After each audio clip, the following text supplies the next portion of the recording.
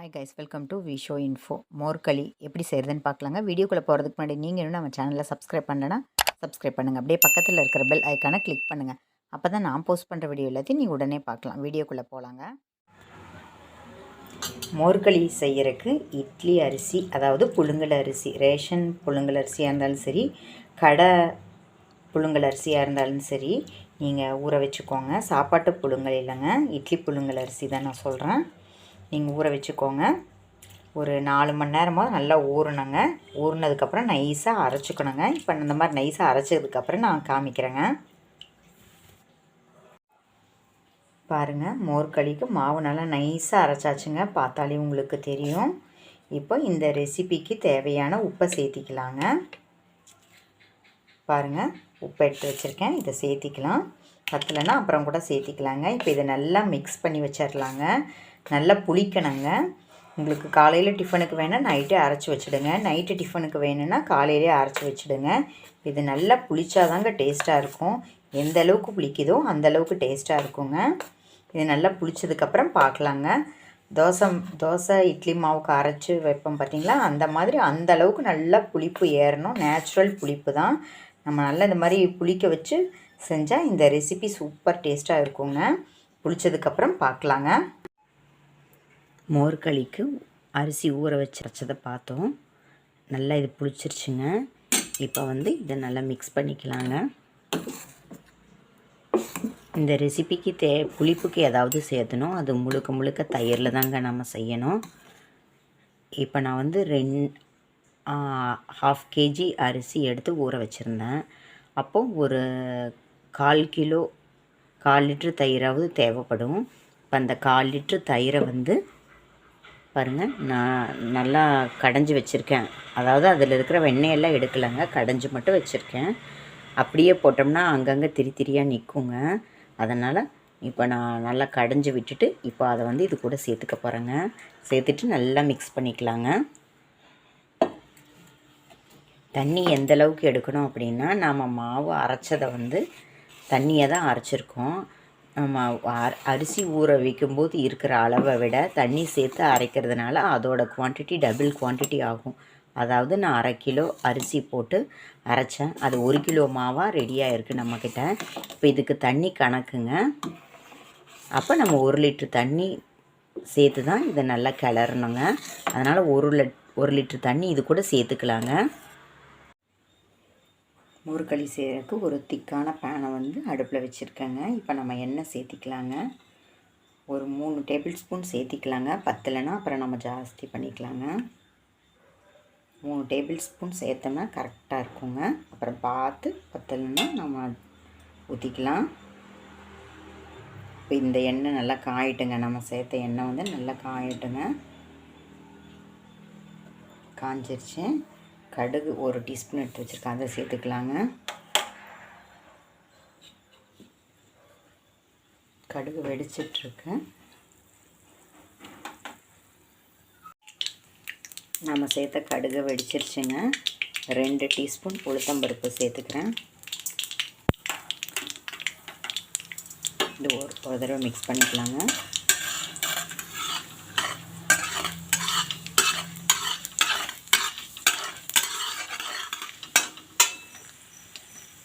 அடுத்தது 2 டீஸ்பூன் கடலைப்பருப்பு சேர்த்துக்கலாங்க.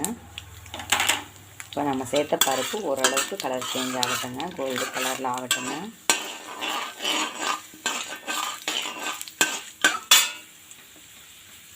ஒரு டீஸ்பூன் பெருங்காயத்தூள் சேர்த்துக்கலாங்க. பெருங்காயத்தூள் சேர்த்தா செம்ம டேஸ்ட்டாக இருக்குங்க. எந்த அளவுக்கு சேர்க்குறோமோ அந்தளவுக்கு நல்லா இருக்குங்க.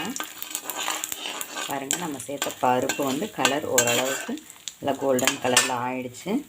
இப்போ நாம் இதில் சிகப்பு மிளகாய் உடச்சி வச்சுருக்கேங்க. ஒரு 10 சிகப்பு மிளகாய் உடச்சி வச்சுருக்கேன், அதே போல் சேர்த்துக்கலாங்க. இந்த இடத்துல உங்களுக்கு பச்சை மிளகாய், மோர் மிளகாய் எது விருப்பம் இருந்தாலும் சேர்த்துக்கலாம்.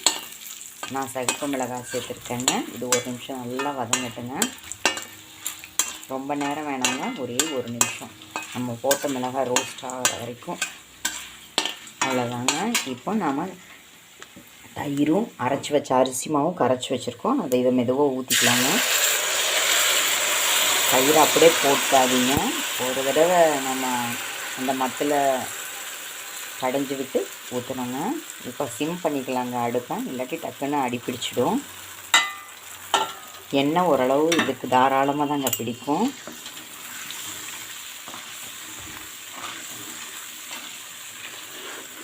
விடாமல் கிளறிட்டே இருக்கணுங்க. ஃப்ளேம் அதுக்கு தகுந்த மாதிரி சிம்லேயும் மீடியத்துலேயும் வச்சுக்கணுங்க.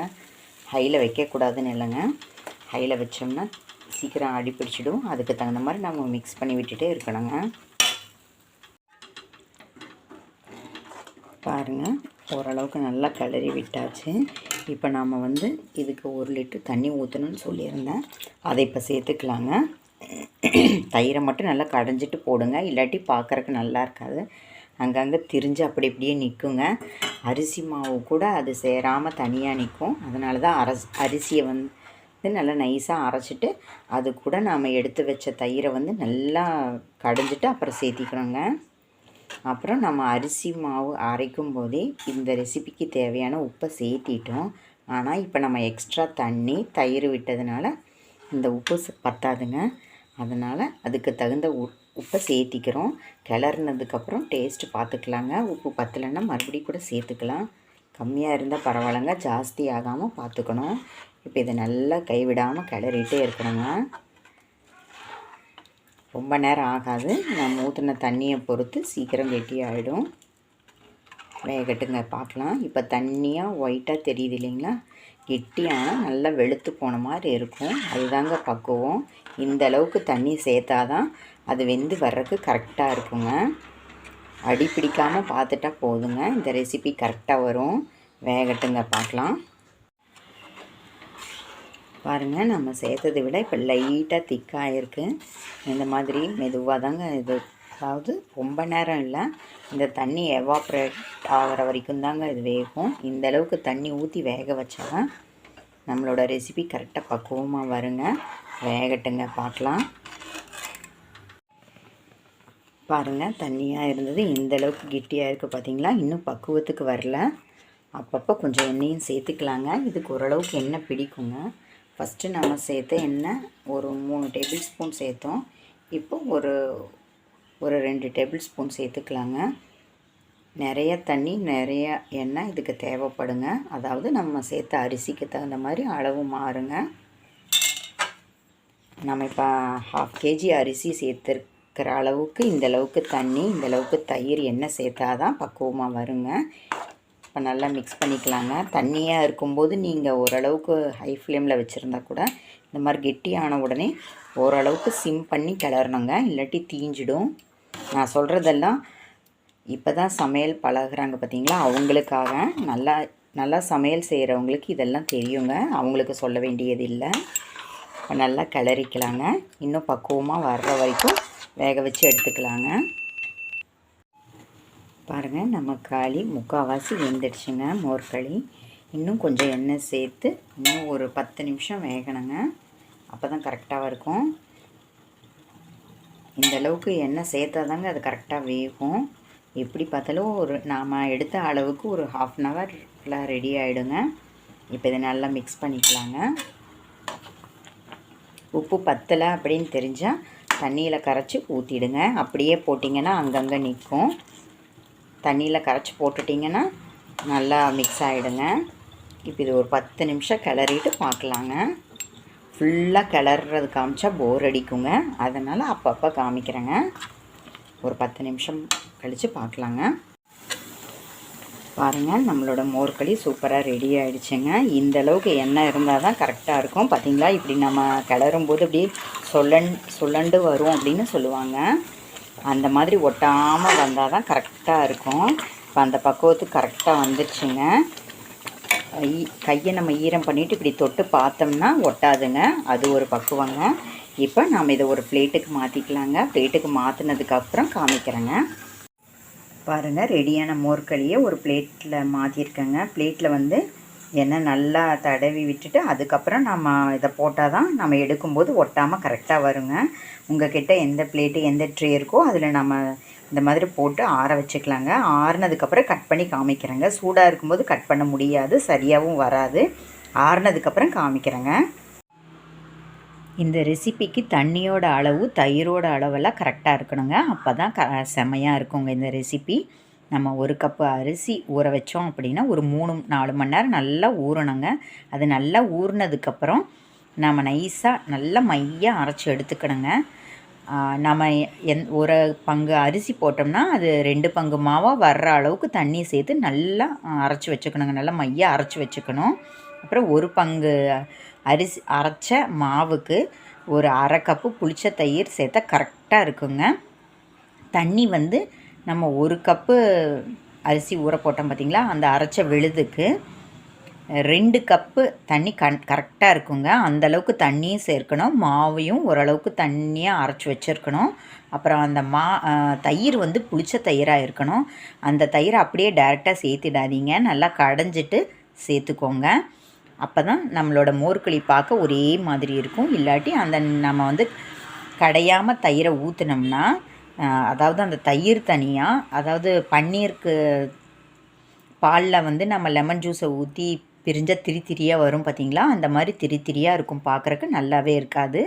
அரிசி மாவு கூட தயிர் ஒட்டினோம்னா தயிரை நல்லா கடைஞ்சிட்டு சேர்த்துக்கோங்க. அப்போ தான் இந்த ரெசிபி கரெக்டாக வருங்க.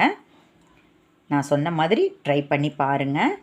இந்தளவுக்கு டீட்டெயிலாக சொல்கிறதுக்கு காரணம், இப்போ தான் சமையல் பழகுவாங்க பார்த்திங்களா, அவங்களுக்காக சொல்கிறேங்க. ரொம்ப வருஷம் சமையல் செய்கிறவங்களுக்கு இந்த குறிப்பெல்லாம் தேவைப்படாதுங்க. இது பேருக்கு தகுந்த மாதிரியே ரொம்ப சாஃப்டாக அமிர்த பழம்னு வைஷ்யா சொல்லுவாங்க. சாப்பிட நிஜமாகவே அமிர்தம் மாதிரி இருக்குங்க. பாருங்கள் எந்த அளவுக்கு சாஃப்டாக இருக்குது பாருங்கள். 2 நாள் கூட இதை வச்சு சாப்பிட்லாங்க. அதாவது இந்த ரெசிபி 2 நாள் நல்லா இருக்குன்னு நான் சொல்ல வர்றேங்க. சின்ன குழந்தைங்க மட்டும் இல்லைங்க, வயசானவங்க மட்டும் இல்லை, எல்லோரும் சாப்பிட்ற மாதிரி டேஸ்ட்டாக ஸ்பைஸியாக இருக்குங்க. புளிப்பான தயிர் போட்டால் தான் நல்லா இருக்கும். அந்த புளிப்பு தான் இதுக்கு மெயினுங்க. அந்த மாதிரி நம்மக்கிட்ட புளிப்பான தயிர் இருக்கும்போது இந்த ரெசிபி செய்யலாங்க. பாரம்பரிய ரெசிபி மட்டும் இல்லாமல் சாப்பிட அவ்வளோ டேஸ்ட்டாக இருக்குங்க. ரொம்ப சாஃப்டான ரெசிபி. ஆவியில் வேக வச்ச பதார்த்த சாப்பிட்டா நல்லதுன்னு சொல்லுவாங்க பார்த்திங்களா, அதில் வந்து இதையும் நம்ம இன்க்ளூட் பண்ணிக்கலாம். ஆனால் எண்ணெய் வந்து இந்தளவுக்கு சேர்த்தா தான் இந்த ரெசிபி கரெக்டான டெக்ஸ்சரில் வருங்க. ட்ரை பண்ணி பாருங்கள். இந்த ரெசிப்பியை நம்ம கிளறும்போது ஒரு டம்ளர் அரைச்ச மாவுக்கு நம்ம 1 டீஸ்பூன் உளுத்தம்பருப்பு, 1 டீஸ்பூன் கடலைப்பருப்பு சேர்க்கணுங்க. இந்தளவுக்கு சேர்த்தா தான் நம்மளோட ரெசிபி சாப்பிடும்போது அங்கங்கே கடிப்படுங்க, செம்ம டேஸ்ட்டாக இருக்குங்க. அப்புறம் இது வந்து இன்றைக்கி இப்போ காலையில் செஞ்சோம்னா நைட்டு சாப்பிட இன்னும் டேஸ்ட்டாக இருக்குங்க. நேரம் ஆக ஆக நல்லா ஊறி இருக்கும், உப்பு காரம் நல்லா இறங்கியிருக்கும். அதனால் செம்ம டேஸ்ட்டாக இருக்குங்க. இந்த ரெசிபி சூடாக கிளறின உடனே அந்த களி மொத்தைன்னு சொல்லுவாங்க பார்த்திங்களா, அந்த மாதிரி அந்த பால் மாதிரி கன்சிஸ்டன்சி இருக்கும்போது சாப்பிட செம்ம டேஸ்ட்டாக இருக்குங்க. ஆறுனா இன்னும் செம்ம டேஸ்ட்டுங்க. நிறைய பேருக்கு சூடாக அந்த களி பக்குவத்தில் சாப்பிட பிடிக்கும். அதனால் அப்படி பாதி பேர் சாப்பிடுவாங்க. இந்த டிஃபன் வந்து ஆக்சுவலாக சூடாக சாப்பிடணுன்னு அவசியமே இல்லை. பிடிச்சவங்க மட்டும் அந்த மாதிரி சூடாக அந்த களி மொத்தையை சாப்பிடுவாங்க. மற்றபடி இந்த ரெசிப்பியை வந்து நம்ம ரவுண்டாக இந்த மாதிரி பீஸ் பண்ணுறதுக்கு பதில், நம்ம கட் பண்ணியிருக்கோம் பார்த்திங்களா, அந்த மாதிரி கட் பண்ணுறதுக்கு பதில் அந்த களி மொத்தையை கிளறினதுக்கப்புறம் பக்கத்தில் தண்ணியை வச்சுட்டு நம்ம கை தொட்டு ஒவ்வொரு பாலாக எடுத்து நம்ம ரவுண்டாக குட்டி குட்டியாக அடை மாதிரி கூட தட்டிக்கலாங்க. அந்த மாதிரியும் பாரம்பரிய ரெசிப்பியில் செய்வாங்க. ஆக்சுவலாக அந்த மாதிரி தட்டுறது தான் பாரம்பரிய ரெசிபி. இப்போ நாம் வந்து இந்த மாதிரி கட் பண்ணி செஞ்சுக்கிறோம். கட் பண்ணியும் செஞ்சுக்கலாம். நீங்கள் அந்த மாதிரி சின்னதாக அடை மாதிரியும் தட்டியும் வச்சுக்கலாங்க.